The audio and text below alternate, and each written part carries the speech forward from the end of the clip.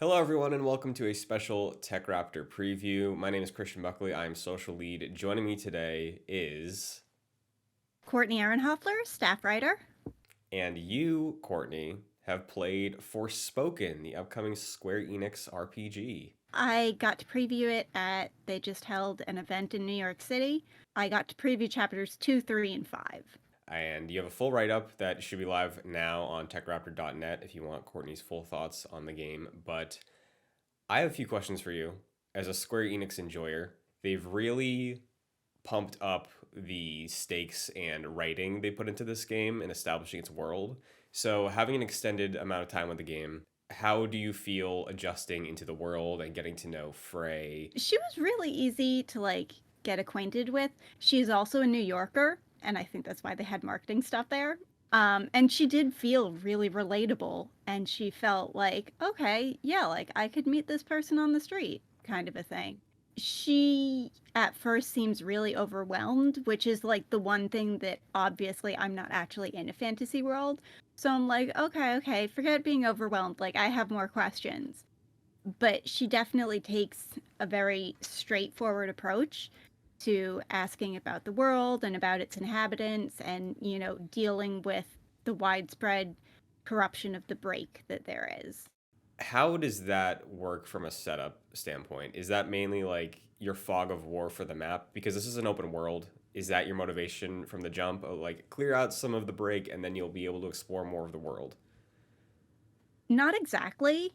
So far, at least from what I've played, we haven't been able to clear any of the break, but somehow Frey and Cuff, it's a little unclear, are immune to the effects of it. And we actually see some of the enemies as you roam around the world are regular people who ventured out into the break and are basically kind of superpowered zombies now that will just try and attack you in groups. And Frey actually feels really bad killing them, as do I. But, Cuff's thing is they're not alive anymore and they're going to kill you first.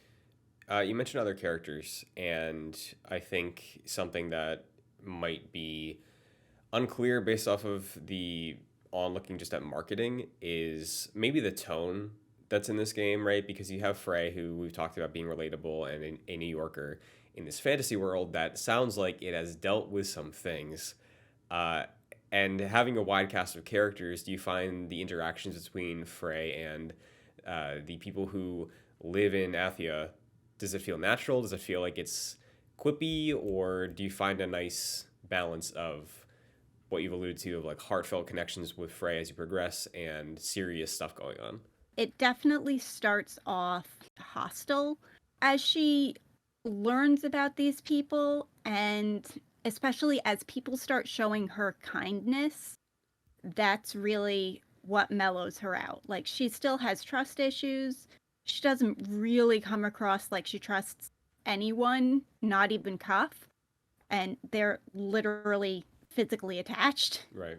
There has been a lot of discussion, specifically this year, but very much lately, about characters and their banter as you're playing the game in terms of being overbearing or being a little too helpful. Do you find the banter between Frey and Cuff natural like these other interactions? Is it coming in too often for you so far? I know you were at a preview event, so it might have been a little hard to focus on all those interactions, but what's your takeaway with their relationship?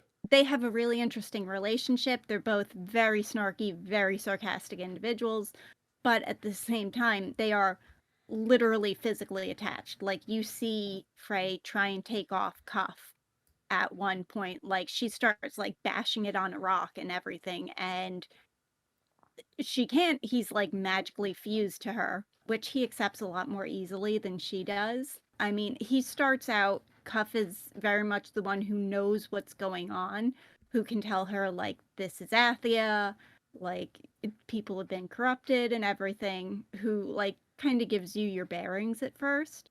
There's a couple of points during the combat where he seems a little bit overbearing, where he keeps saying, "Oh, you need to do this, you need to do that." And it's like, Okay, yes, but I can't do that now, so please shut up. Hmm.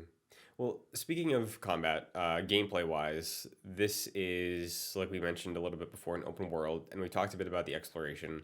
For combat specifically, I know in your instance, you had a mishap where it was set to hard difficulty, and then halfway through, you switched it to normal. So, combat, I guess, briefly touch on what type of combat people are looking at here, and since you've had the benefit of seeing both, what are the noticeable differences between normal and hard? So, combat relies on Frey's magic that she gets from Cuff.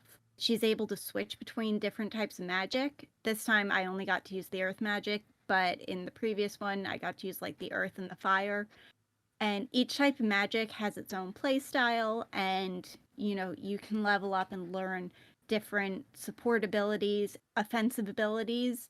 So it's things like that. And it depends on what you're fighting. And the magic parkour is also a huge part of it. That's usually, at least I've been using it for defense. And that was actually the biggest difference between the hard mode and the normal mode in the game is the hard mode does not automate any parkour, whereas in the normal mode, it's much easier to use the parkour to dodge things, do cool flips in the air and stuff like that.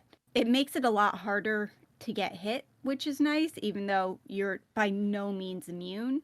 Whereas hard difficulty, if that fireball's coming at you, you're toast. Running around, jumping around, like on a baseline level, is it satisfying to you? It's especially satisfying once you level up and get different. So there are different parkour abilities, like things like you can get a grappling hook, and there's ones where you can bounce off of walls and float and stuff like that. So not everything is immediately accessible once you go out in the open world, or at least not immediately easily accessible.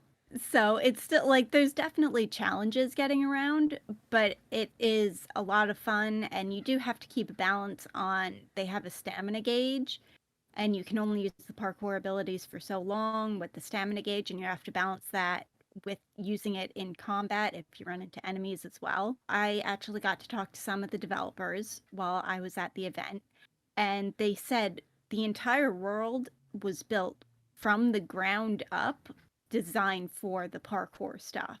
So it wasn't like they came up with this world and were then like, how do we want to get around it?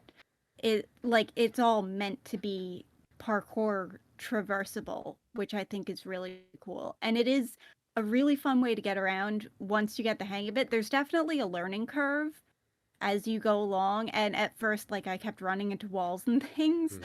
when I was trying to climb over them.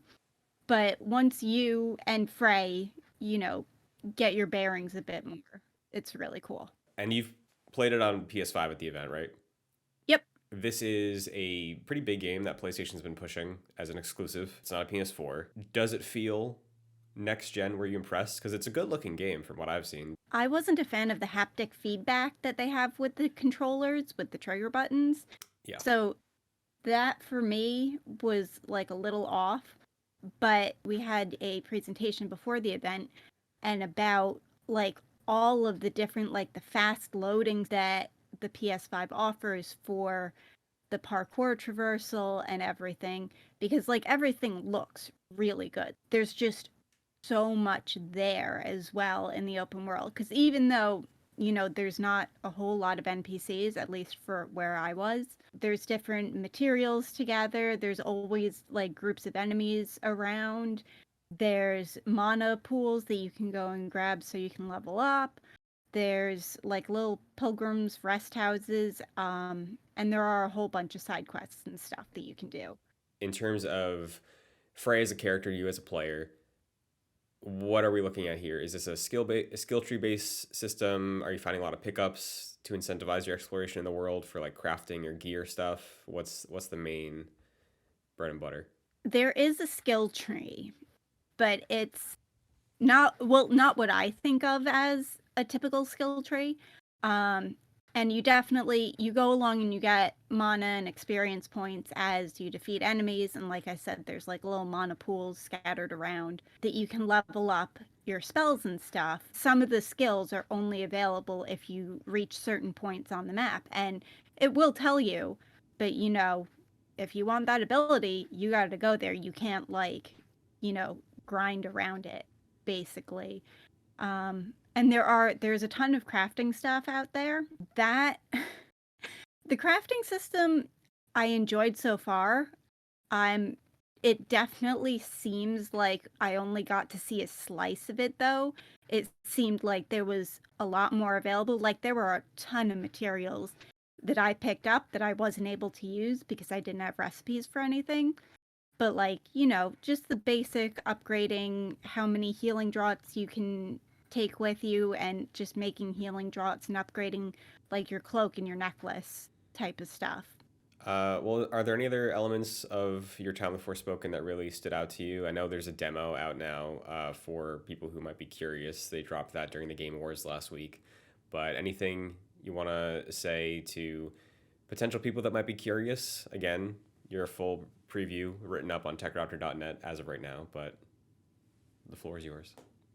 I would say definitely try the demo if you're curious. The story definitely sets the basis for something much larger than what you see at first. Like, everything is not as straightforward as it seems to be.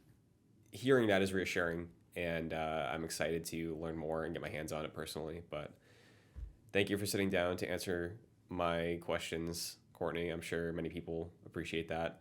Be sure to check out, once again, her full written preview up now on techraptor.net. But thank you for watching, and we will be back in the near future with more Forspoken.